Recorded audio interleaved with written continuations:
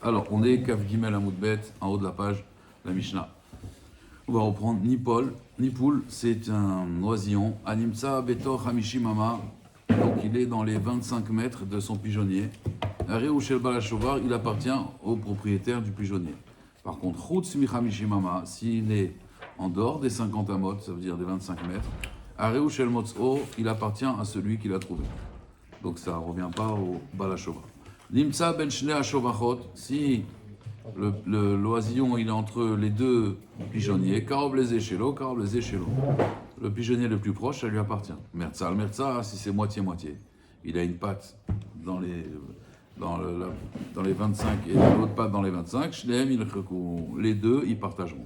Ça, c'est la Mishnah. De cette Mishnah, qu'est-ce qu'on apprend? Un grand principe dans la Torah. Amar Rabbi Chanina, rov et karov, olchim achar rov.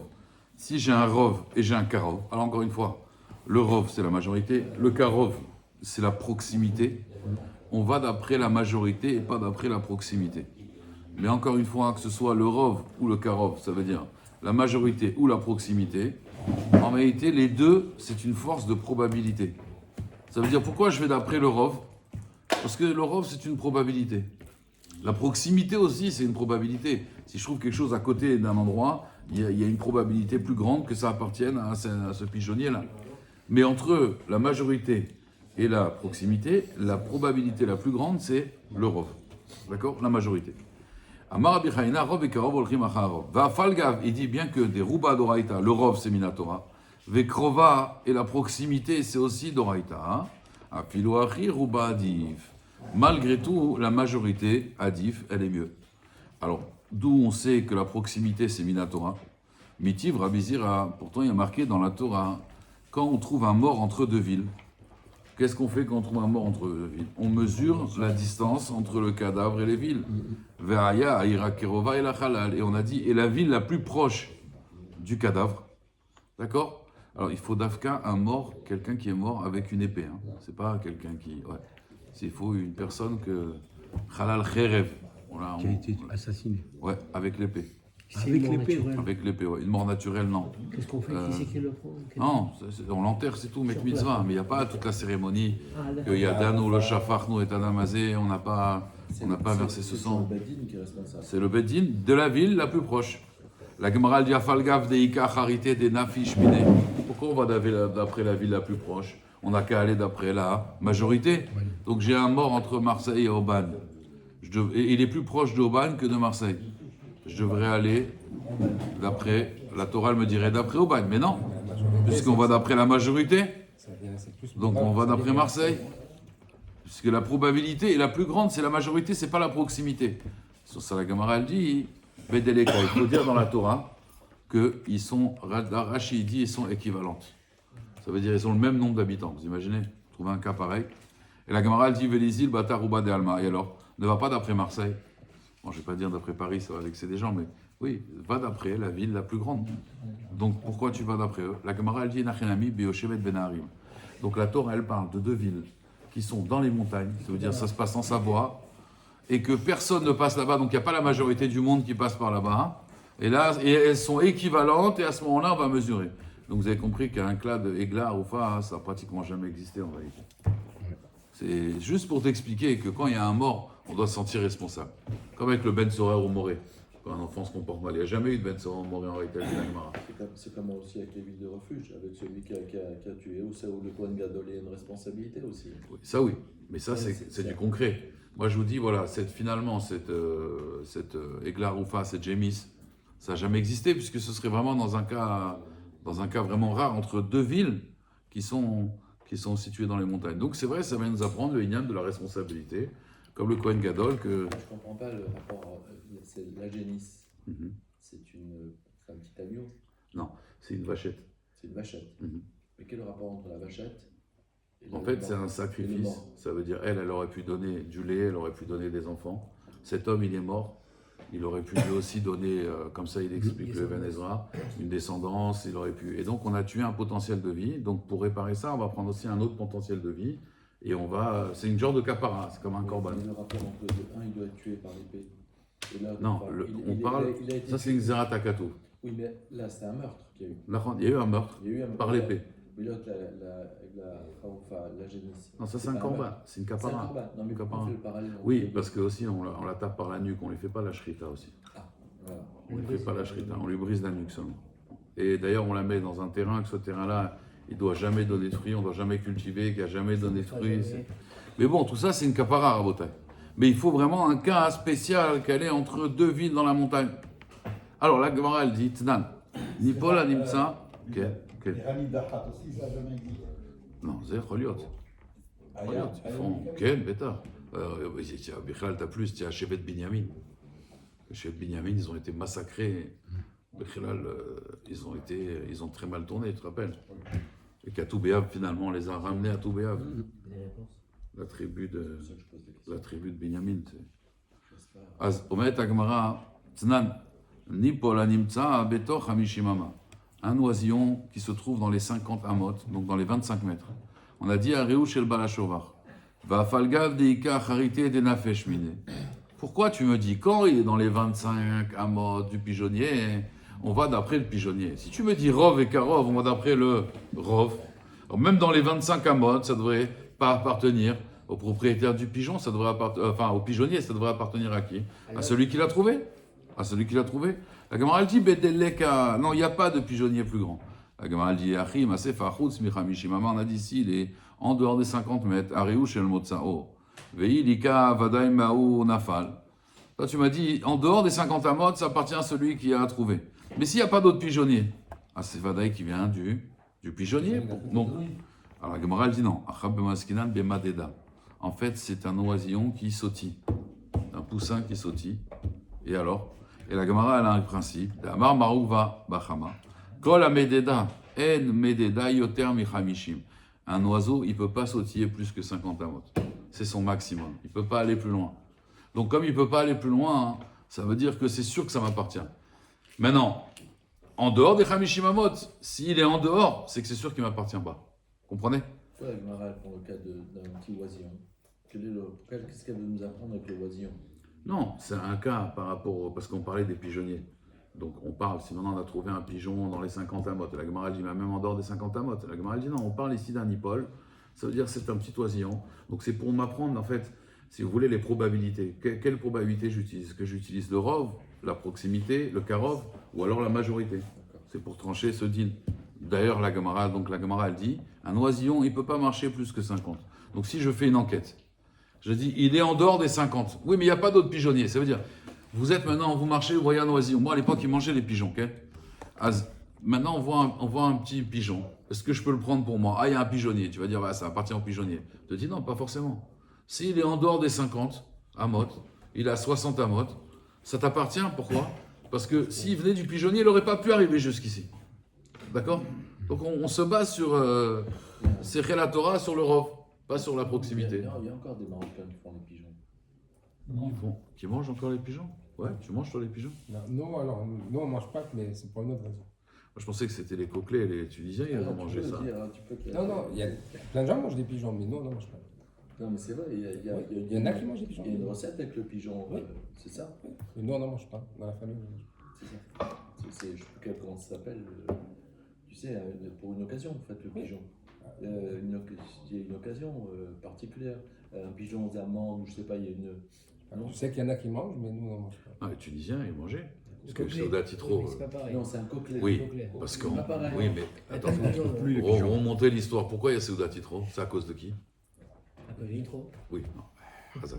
C'est à Non, cause c'est de. l'épidémie. Non, L'épidémie c'est- sur quoi? L'épidémie sur quoi? Sur les enfants. Sur, Les enfants, sur les garçons. Et J'aime pourquoi? garçon. Oui, mais c'est qui a amené cette épidémie?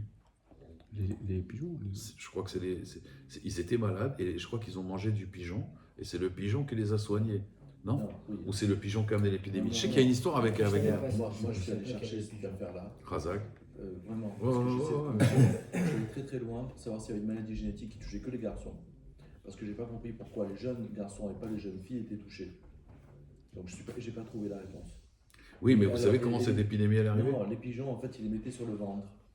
Et le pigeon, il mourait, vous savez, avec toute une technique qui était faite à l'époque. Ils mettaient l'anus du pigeon sur le nombril, avec une sorte de ségoula. Et en fait, le pigeon mourait, le pigeon prenait la maladie, l'enfant guérissait. Et c'est resté jusqu'à aujourd'hui, cette affaire. Ça, c'est que pour la jaunisse. Pour la maladie de la jaunisse de Sahel. Oui, puis J'ai une justement. séquela comme ça. Justement, cette affaire-là de vitro avec les garçons, on pense que c'est ça. Et je suis allé chercher toutes les maladies qui étaient en rapport avec une jaunisse qui touchait que les garçons. Mais vous n'avez pas trouvé. Et j'ai pas trouvé. Il n'y a pas de différence entre garçons et filles. Non, j'ai pas trouvé une maladie qui touchait que les garçons, qui entraînait une jaunisse et pas les filles. Donc pour voir. Non mais et donc. Non, peut-être que les filles, elles étaient tsano, elles ne bougeaient pas de la maison. Il n'y avait que les garçons dehors. Donc les garçons, ils ont touché, Ouais. ils ont été contaminés, mais pas les filles. Voilà. C'est peut-être comportemental. Razak, peut-être c'est une explication. Kol kevoda bat melach penima. Razak. Alors, Avotai. Maintenant, il demande Rabbi Irmia, justement. Baï Rabbi Irmia, Raglo achad betor hamishimama, veraglo achad chutz mi hamishimama, maou.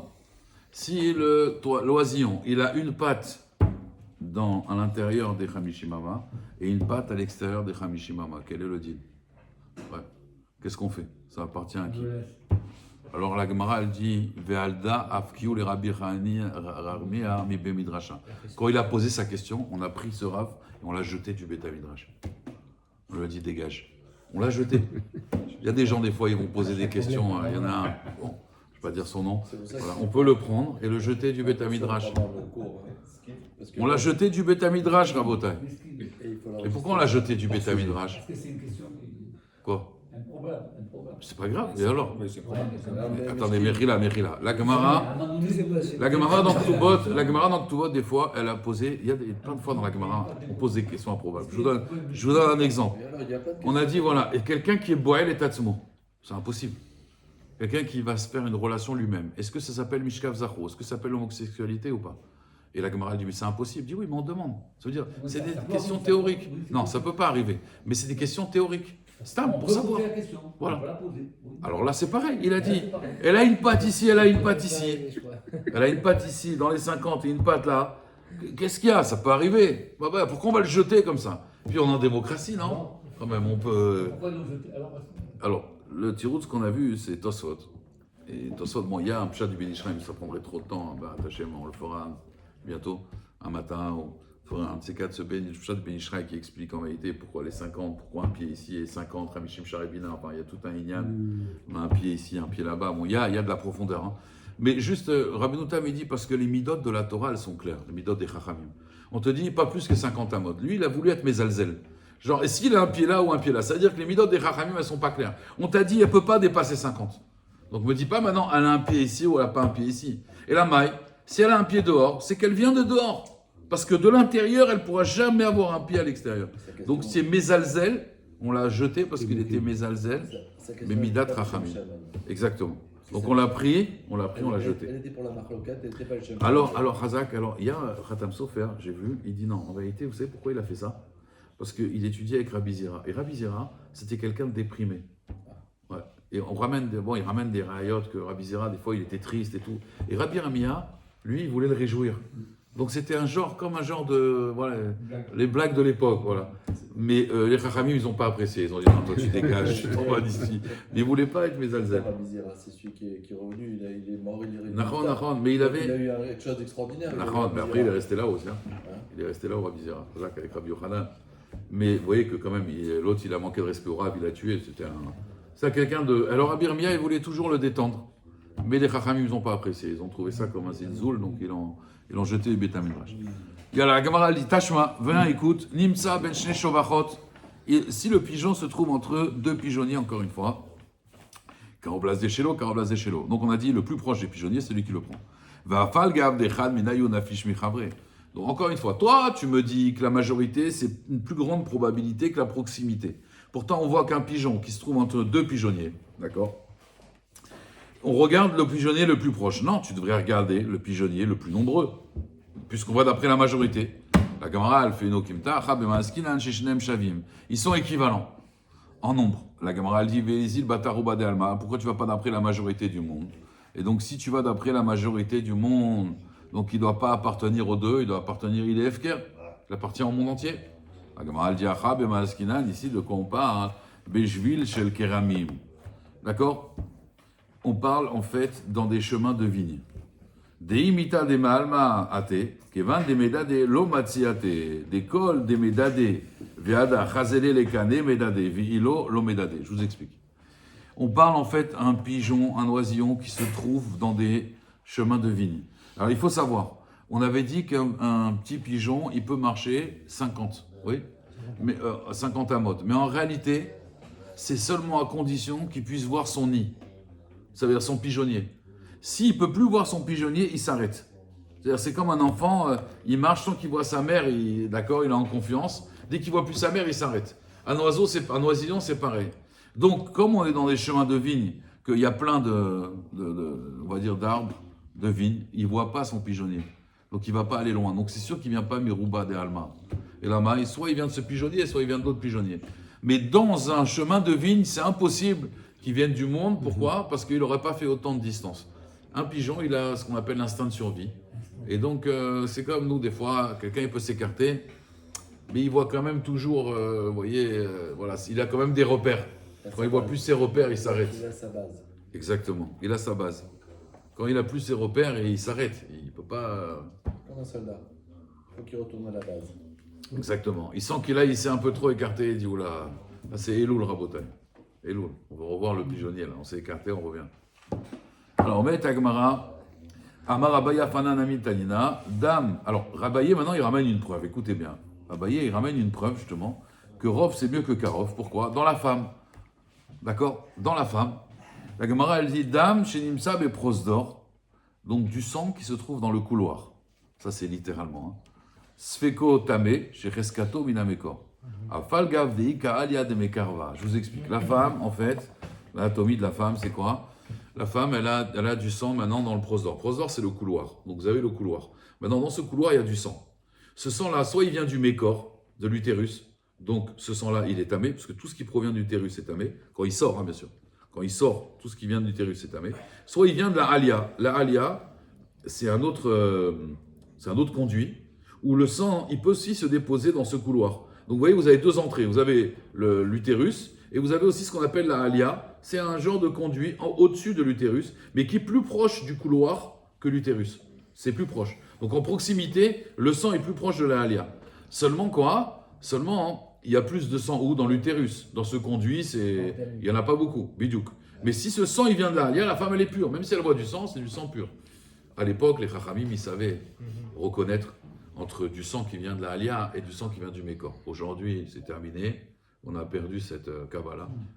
C'est rouge, c'est tamé, c'est tout. Il y a plus, on ne peut plus savoir d'où ça vient. Ils savaient ça, si c'est un sang de blessure, c'est pas un sang de blessure. Ils avaient l'œil.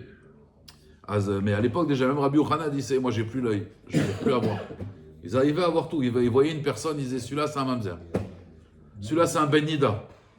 Ça, ils l'ont conçu quand elle était nida, la femme. Ils voyaient le sang, ils voyaient les gens, ils avaient une reya à rechoka. Azbekitsour. Donc, qu'est-ce qu'on dit si on voit du sang dans le prosdor ? On dit, il est tamé. Pourquoi ? Parce qu'on va d'après la majorité. La majorité du sang, elle vient de l'utérus. Or, la proximité du sang, elle est plus proche de quoi ? De la alia. Et pourtant, vous voyez, donc on est en train de faire une enquête. C'est comme une enquête policière. Est-ce qu'on va d'après la majorité ou on va d'après la proximité ?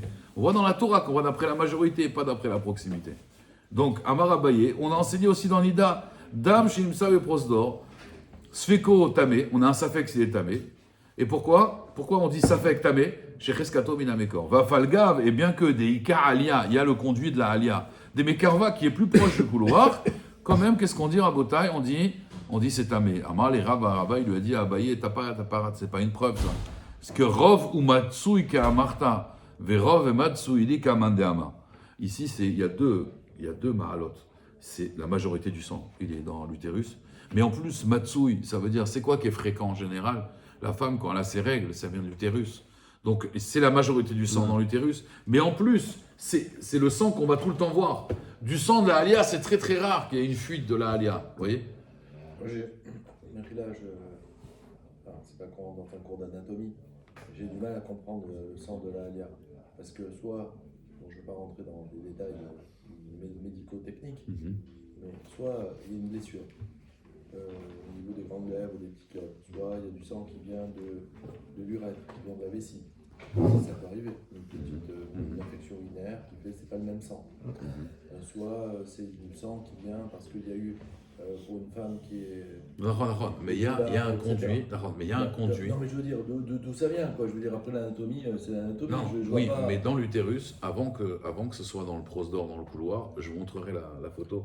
Il y a un schéma dans Ouais, le. on a le schéma. dans Il y a une le- genre de petite veine en fait qui s'appelle la halia, où des fois il y a des fuites, très rares, mais des fois il peut y avoir une fuite de la halia. Ramim, ils avaient vu dans le corps de la femme une genre de. C'est même médical, hein, c'est. Il y a la photo, je vous dirai exactement c'est quoi, à quoi correspond cette veine. Oh, bien sûr, bien sûr. Parce que pour moi, c'est un peu abstrait là ce qu'on parle. Oui, bien sûr. J'arrive pas à les. Non, moi je connais l'anatomie, simplifie là. je- Je dis juste, il y a l'utérus, dans l'utérus, il y a une, donc c'est l'entrée de l'utérus où passent les règles, mais à l'intérieur, il y a une veine qui se situe en haut. J'imagine que pour la majorité des hommes qui sont là, c'est encore plus abstrait que moi. Non, c'est pour ça que je simplifie, je leur dis il y a 2 entrées, quoi. Donc, Mais, je pense que, voilà. Mais il y a un schéma, il y a un dessin, mais c'est dans Nida, il faut regarder dans Nida. Ouais, je sais. Dans Nida. Lequel, c'est- Alors, J'ai fait vraiment alors, je te le cas, dis, voilà. moi, J'ai compris, moi. Mais moi, je connais en te plus dis, voilà. l'anatomie, donc si tu veux, je- C'est Yudzaïn, je- Yudzaïn. notre avocat. Yudzaïn Amoudbet. Celui-là, Yudzaïn Parce que le Amoudbet. petit truc, dans le style, c'est évident que vous Non. savez le petit couloir. Tu vois, Il y a comme deux, ça. non, je leur dis juste, il y a 2 entrées. Et c'est Emmet, on va vous montrer, il y a 2 entrées. Il y a 2 sorties en fait du sang. Il y a un genre de couloir, ça on est d'accord. C'est là où le membre il a la relation. Non, mais- Voilà. Non, mais Le passage. Ça passe par l'utérus, le col. Voilà, il y a le col, exactement. Donc maintenant on a trouvé du sang dans le vagin, dans le vagin, pardon. Il y a le col de l'utérus. Non, le Il y a- col, il est derrière. Oui, donc le col il est derrière. Ok. Le sang il vient de ce col justement. Ok. Maintenant, ici, au niveau du col, vous avez en haut du col, en haut. Donc c'est pas l'ouverture du col. Vous avez une genre de un petit conduit. Alors je peux pas vous le dire médicalement qu'est-ce que c'est. Il va vous montrer. Vous Là, avez. je vais aller j'ai tous les plans d'anatomie, je vais aller chercher tout à l'heure. Razak, Razak. C'est le dame de la Halia que ce sang-là, de temps en temps, mais c'est très très rare, il y a une fuite. C'est des petites gouttes de sang. C'est pas une fuite comme les règles, comme. Et donc, si ça vient de là-bas, c'est Tahor. C'est pas une blessure. Hein. J'ai compris. Il y a blessure, ça aussi c'est Tahor. Et l'origine de ça? Et pourquoi il y a ça? Pourquoi il y a cette Halia là? Pourquoi il y a cette fuite? Des fois, il y a un problème hormonal, il y a toutes sortes d'hormones chez la femme quand elle accouche, quand truc. Vous savez, on dit que quand une femme elle accouche, il y a. Non, regarde, dans tous les sfarim d'Alacha, il y a des. L'Agmara, on l'avait vu. Oui, mais même dans tous les sfarim de Nida, il y a ce dessin-là du Rechem. Regarde dans la Gemara bleue, ils le font. On l'a pas? T'es sûr dans Nida, on l'a pas? Attends, bon, on vous montrera tout à l'heure, Natacha. Bon, excusez-moi. Non, c'est vraiment un schéma même Non, mais médical.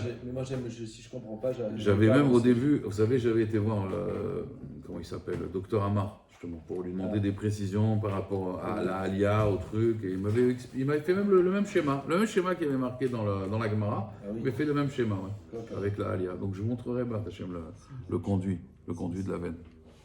Tov, Azomet Agmara, Amar le Abaye, Rov et Matsui. Alors il te dit, c'est Rov et Matsui. Ça veut dire non seulement il y a une majorité de sang, mais en plus c'est Matsui, ça veut dire c'est du sang qu'on voit tout le temps. Alors que la Alia c'est très rare. Des tas de Rabbi Chia, Dam Animtsa Beprosdor, du sang qui se trouve justement dans le couloir, dans le vagin. Chayavim alav al biat migdash, si elle a été au beta migdash la femme, et sorfim alav et atrouma, si elle a trouvé de la trouma. Amarava, Rava il dit Shmamina mi de Rabbi Chia atlat. De Rabbi Chia j'ai appris 3 choses. Shmamina rov et karov, donc si on a la majorité, la proximité. Olchim acharov, d'après la majorité. Ou Shmamina ruba doraita, le rov c'est doraita. Et Karov aussi. Oui, bien sûr, mais là, il te dit que de là, on apprend que Ruba Doraita. Alors, Tosfot, il demande, mais ça, on le sait. Il y a marqué Achari Rabim Latot, on n'a pas besoin de Rabbi Chia pour ça. Sur ça, Tosfot, vous comprenez? Rov Doraita, on apprend de Achari Rabim Latot, on apprend des Dayanim. Sur ça, Tosfot, il est Mechadesh, qu'il y a 2 sortes de Rov. Il y a Ruba de Itakaman et Ruba de Letakaman. C'est quoi la différence entre Ruba de Itakaman et Ruba de Letakaman? Ruba de Letakaman, il n'est pas devant moi. Il y a un Rov qui est devant moi, un Rov qui n'est pas devant moi. Par exemple, je fais la shrita d'une bête. J'ai fait une bonne shrita. Maintenant, est-ce qu'elle est cachère, la bête? Non. Il faut vérifier. D'accord? Maintenant, je veux vérifier quoi? Les poumons. Oui. Maintenant, le goy, il est venu à l'abattoir. Et il a pris les poumons et les a enlevés. Bon, maintenant, j'ai la bête. Qu'est-ce que je fais maintenant? Rov be'emot kshirot. La majorité des bêtes sont cachères. Donc, cette bête, elle est cachère. Là, je suis Dan sur un rov qui n'est pas devant moi. Vous comprenez? Il y a un rov, les Dayanim. Il y a 7 Dayanim, ils ont dit il est Chayav. Il y a 6 Dayanim, ils ont dit il est Patour. Qu'est-ce que je fais? Chayav. Mais là, je suis Dan devant un Rov qui est devant moi. Là, j'ai un Rov qui n'est pas devant moi. Il n'est pas devant moi, mais habituellement, les vaches qui viennent, elles sont. Oui, mais je suis Dan sur une réalité qui n'est pas là. Alors, c'est une réalité qu'on a construite sur des probabilités. Mais les probabilités, elles ne sont pas devant moi. Ça, c'est Rouba de l'Etakaman. J'aurais pu croire, dans la Torah, il n'y a que Rouba de l'Etakaman. J'aurais pu croire que Rouba de l'Etakaman, c'est des Rabbanan, c'est pas d'Oraïta. Comme Ashmalan, le Chidouche ici, c'est que c'est d'Oraïta. Je trouve un pigeon. J'ai pas maintenant le robe des pigeons devant moi. Comprenez ou pas? Ça, c'est Rouba de l'Etakaman. Malgré tout, c'est d'Oraïta. C'est ça le Chidouche de toute Le façon. Rov, c'est à partir de 2. Oui. 2, c'est Rov. Bien sûr, une élection, on la gagne d'après la majorité. 2 contre 1, c'est une majorité. Il y a un bitoul. Vous avez 3 morceaux de viande. Vous avez un morceau taref et 2 morceaux cachers. Et j'arrive pas à les reconnaître. Bitoul, Berov, c'est cacher. Le Rav, c'est caché. Le rov, c'est cacher. Maintenant, Rabotai, ça c'est un rov de Itakaman qui est devant moi. Là, ici, rov et Matshirot, le rov, il n'est pas devant moi. Donc ça veut dire, la réalité, c'est est-ce que je suis Dan sur la Khatira ou je suis Dan d'où elle provient? C'est une probabilité. Hein? C'est une probabilité. Ouais. Mais c'est une probabilité plus sur la personne elle-même, c'est une probabilité sur d'où elle va venir. C'est plus sur le din. Et malgré tout, c'est d'Oraïta. Si j'ai un cachère et non cachère. Là, c'est tamé, il n'y a pas de rov. Enfin, c'est tamé, c'est taref, il n'y a pas de rov. Non, on parle de 3 et 2, pas de 2 et 1. Ouais, mais là, non. Là, c'est. Si j'ai 1 et 1, ça marche pas. Non. Ça marche D'ailleurs, ça marche Ça pas. marchera pas. Ah bah, pourquoi tu veux que ça marche? Quand on dit la shrita, ça dépend du shoret et du couteau. Mais ça dépend pas. Là, après, ça dépend si l'autre, ce qu'on discute, c'est la cache-route par rapport au poumon. Exactement. C'est-à-dire, regardez, il y a taref et il y a nevela. Exactement. Nevela, c'est en fait quand je fais la shrita, c'est plus Everminachai. C'est pas une nevela. Mais après, elle peut être cachère ou taref. C'est vrai. Et ça, il faut que je vérifie, Rabotai. Il faut que je vérifie. Alors, on a Tagmara. Tani Rabbi Chia. Donc, comme on a expliqué, Shmamina, donc, pardon, Rov, Vekaro Volchimacha, Rov, Ruba Doraita, ou Shmamina Itale de Rabbi Zira. On tient comme Rabbi Zira. Dama Rabbi Zira, Afalgav, Latot, Amedinat, Neulot, malgré tout, on va d'après le Rov. Je vous explique. Là-bas, Rabbi Zira, il dit dans ma série Tuvot, vous avez 9 boucheries qui vendent de la viande cachère et une boucherie qui vient de la viande taref. Et vous trouvez maintenant un morceau de viande en face de la boucherie halal. Est-ce que ce morceau de viande, il est cachère? Robe ou carreau. Voilà. Il y a Rov et Karov. Ce morceau de viande, il est cachère. Maintenant, la Gemara, là-bas, elle dit dans Ktubot, même si on a fermé les portes de la ville, parce que là-bas, la majorité de la viande, elle était cachère qui arrive. Donc, j'ai qu'un seul Rov. J'ai pas 2 Rov. J'ai le Rov de la ville. Malgré tout, c'est cachère. Alors, il te dit, pourquoi je dis ça? Dea Isha, voilà, on revient sur la femme. Dechid latot medinot neulot damia. C'est comme en vérité les portes de la ville qui sont fermées, puisque la majorité du sang, elle vient du mécor. Elle vient de l'utérus. Filoachik, azinan bataruba. Et malgré tout, on va d'après le Rov. Alors la Gemara dit, Rava ou Dekamar, Rov et Matsui, Lika le Mandama. Pourtant, Rava n'était pas d'accord, parce que là-bas, il disait dans le cas de la femme, c'est Rov et Matsui. C'est la majorité, et en plus, c'est la fréquence. La Gemara dit, Adar Berava Mihai. Rava, il a été Choser. Bon. Donc, vous comprenez, c'est quoi le Inyan de Rov? Donc, je vais vous dire, c'est quoi je ne me rappelle plus en français le nom de la veine, mais c'est un conduit. Il y a un conduit en haut, en fait, de l'utérus. Vous voyez pas ce que c'est? Non, mais quand je rentre, là, je vais regarder mes plans d'anatomie. Certainement que je suis passé à côté de ce conduit. Voilà, c'est un petit conduit d'en haut. Il doit pas être si évident quand même, ce conduit, quoi. C'est pas...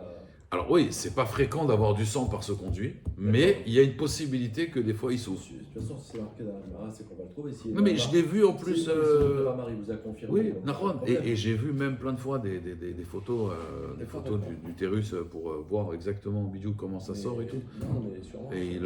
Mais je me rappelle plus de son nom en français, c'est dommage. Non, mais c'est pas grave, on va le chercher. Ouais, Je vous apporterai. Razak. Je vous apporterai la photo. Razak. On la mettra de côté, hein, parce que les gens... Ouais, discrètement. Si ma femme, elle me voit ce que vous m'envoyez, elle va dire bon, ça y est, stop. Alors, Itmar. Khavit. Les photos, les planches, c'est pas petit. Oui, ça va. Je vous montre. Khavit chez Tsafa Banahar. Donc maintenant, vous avez un tonneau de vin qui est dans un fleuve. D'accord? Qui est dans un fleuve. Alors, Amar Rav, il dit comme ça. Nimtset keneged ir shiruba Israël muteret. Si elle est à côté de Mnebrak, d'accord? Ou Armentières, vous voyez, des villages où il n'y a que des juifs, alors elle est mouteret. Kedegen ir sheruba nochrim asura. Mais si elle est devant une ville où la majorité c'est des goïms, elle est asura, il y a une nesser. Shmuel Amar, Shmuel dit non, im nimtsa kedegen ir sheruba Israël. Si elle se trouve devant une ville que la majorité c'est Israël, c'est quand même asura. Pourquoi? Est mort. Mihaïdi kratia. Peut-être qu'elle vient en vérité d'un fleuve, d'accord, qui s'appelle Haïdikra, c'est son nom. Et donc peut-être qu'en vérité, et là-bas on sait qu'il y a plein de goïms, donc elle est arrivée maintenant dans le village, mais peut-être qu'elle vient de Haïdikra.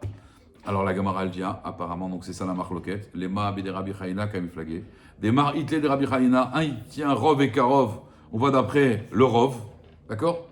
Et l'autre il dit, ou Mar Itlé des Rabbi Chaïna, c'est pour ça que lui il te dit, si elle est proche de la ville juive, elle est cachère, alors que l'autre il dit non, on va d'après la majorité.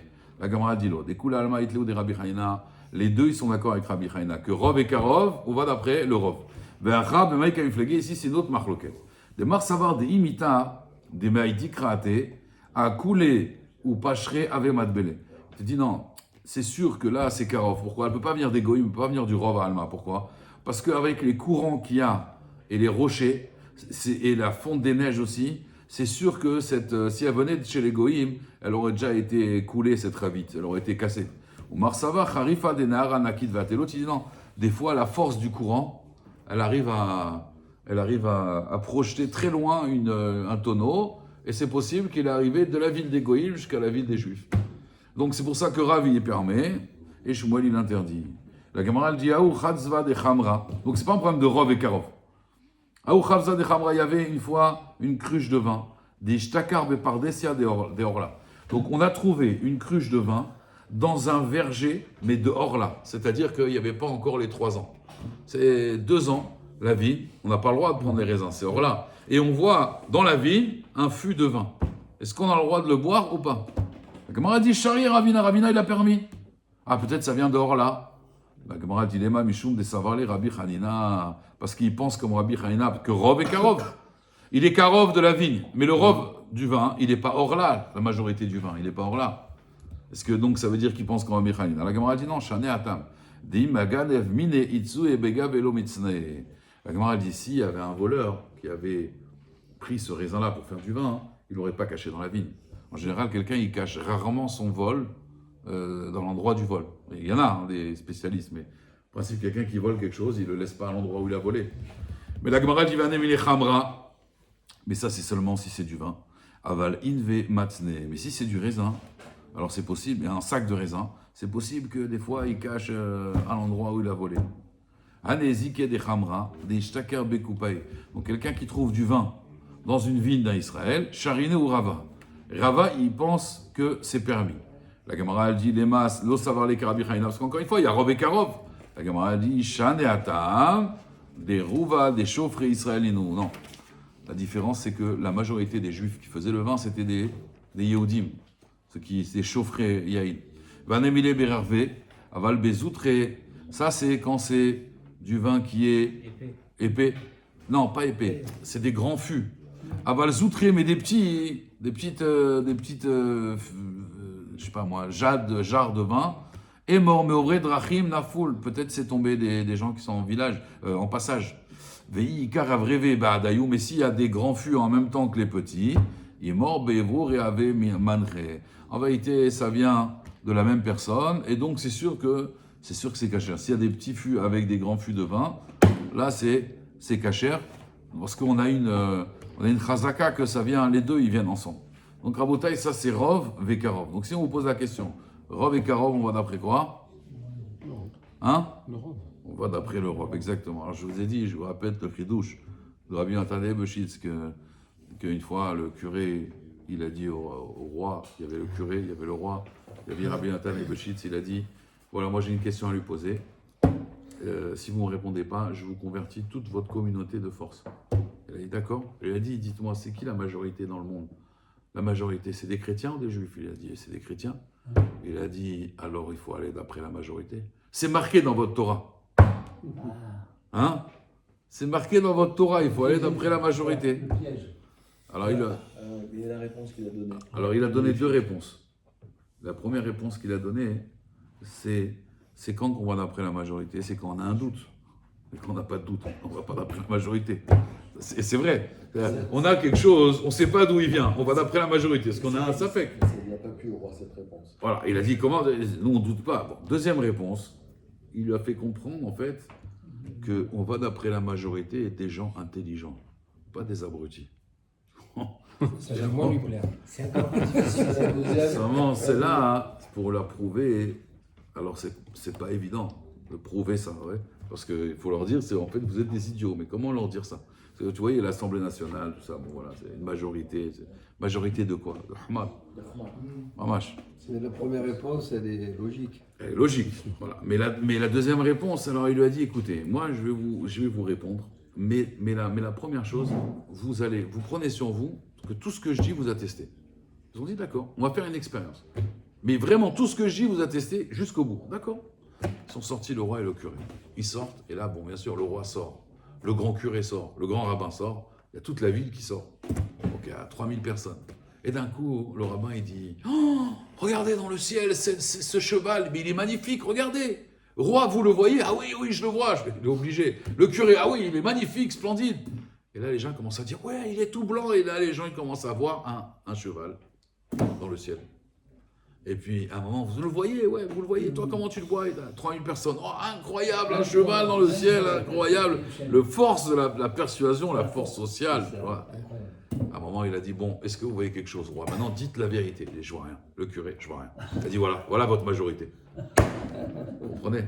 C'est pas une majorité qui réfléchit, ça. C'est la pression sociale, des fois. J'ai dit, il y a un professeur, une fois, il a fait un trait, comme ça. Moi, je l'ai fait une fois, malheureusement, parce que je l'ai vu dans un truc de... J'ai fait le test, la vérité, ça a marché. C'est impressionnant. Vous faites un trait en haut du tableau. Et vous faites un trait en bas du tableau, plus long que le trait en haut. Tu vois, le trait en haut, tu fais un petit trait. Le trait en bas, tu fais un plus grand trait. Et moi, j'ai dit aux élèves, voilà, il y a un élève qui était en retard. J'ai dit, voilà, regardez, j'ai vu une expérience scientifique, on va la faire. Ils ont dit, d'accord. J'ai regretté parce que c'est peut-être un peu Gezeldat, mais c'était pour voir la pression sociale. J'ai dit aux élèves, regardez, quand il va venir, je vais dire à tout le monde, je vais vous poser la question à chacun. Quel est le trait le plus grand? Et vous allez tous me dire le trait d'en haut. Alors que le trait d'en haut, c'est le trait le plus bas. Et tous, donc 30 élèves quand même. Ah, c'est celui-là, ok. J'arrive chez bon, voilà, regardez Rabotai, on va voir si vous êtes intelligent. Quel est le trait le plus grand, celui-là ou celui-là? Bah, celui-là. Et l'autre? Bah, celui-là. Et l'autre, au début, il était là. Celui qui n'était pas dans le coup, il était interpellé, tu vois. C'est celui-là quand même. Tu voyais que c'est celui-là, toute la classe. Et à un moment, j'arrive à lui, et je lui et toi, il dit, bah, c'est celui-là. Je fais, mais non, c'est celui-là, non? Regarde, il fait, bah, c'est vrai que le trait du plus bas...